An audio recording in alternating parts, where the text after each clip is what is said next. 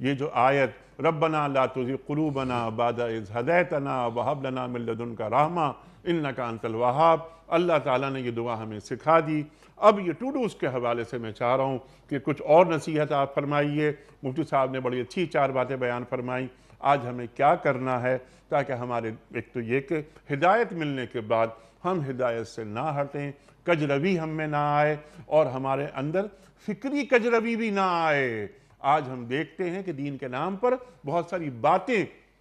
دین کی محبت میں دین کے خلاف باتیں بیان کی جاتی ہیں، میڈیا کو استعمال کیا جاتا ہے۔ اللہ اکبر، ارشاد۔ جی، اس دعا کو سامنے رکھتے ہوئے سب سے پہلے تو ہم کو اپنی ہدایت کی دعا کرنی چاہیے، کیونکہ یہاں تو راسخین فی العلم نے ہدایت ملنے کے بعد استقامت کی دعا کی ہے۔ تو ایک تو یہ کہ ہم ہدایت کی دعا کریں، اللہ جل شانہ سے یہ بات چاہیں اور مانگیں کہ یا اللہ ہمیں ہدایت نصیب فرما، ہدایت عطا فرما۔ علم کی کوشش کریں، کیونکہ علم جو ہے وہ ہدایت کا ایک بہت بڑا ذریعہ ہے، اور اس کے ذریعے سے اللہ جل شانہ انسان کو صحیح معنوں میں اس کی رہنمائی فرماتے ہیں اور بہت سارے فتنوں سے اس کی حفاظت فرماتے ہیں۔ اور جب علم اللہ تعالیٰ عطا فرما دے اور اللہ جل شانہ ہدایت بھی عطا فرما دے تو یہ دعا اصل میں دعائے استقامت ہے کہ یا اللہ اب اس علم پر بھی استقامت عطا فرما، اس کو غلط ہونے سے بچا اس علم کو، کیونکہ علم کی غلطی انسان کو بہت دور لے جاتی ہے۔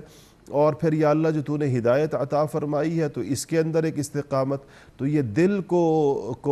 دیکھیں، قلب کہتے اس لیے ہے کسی ایک کیفیت کے اوپر یہ رہتا نہیں ہے، کہتے قلب کا مطلب ہی یہ ہے الٹنے پلٹنے والی چیز، اسی لیے ہمارے ہاں مقلوب کہتے ہیں الٹ جانے کو، تو وہ چیز جو کسی ایک حالت میں ٹھہرتی نہ ہو اور بار بار وہ الٹتی پلٹتی ہو، اپنی پوزیشن بدلتی ہو، قلب کو اس لیے قلب کہا جاتا ہے۔ تو ہم سب کو یہ خطرہ رہے ہر آن ہر گھڑی اپنے دل کی طرف سے مطمئن نہ ہو کبھی بھی کہ بس ہمیں اب ہدایت مل چکی ہے، اب ہمیں کسی اور چیز کی ضرورت نہیں ہے، بلکہ دل کی حقیقت کو جانتے ہوئے اس کے اندر آنے والی کسی بھی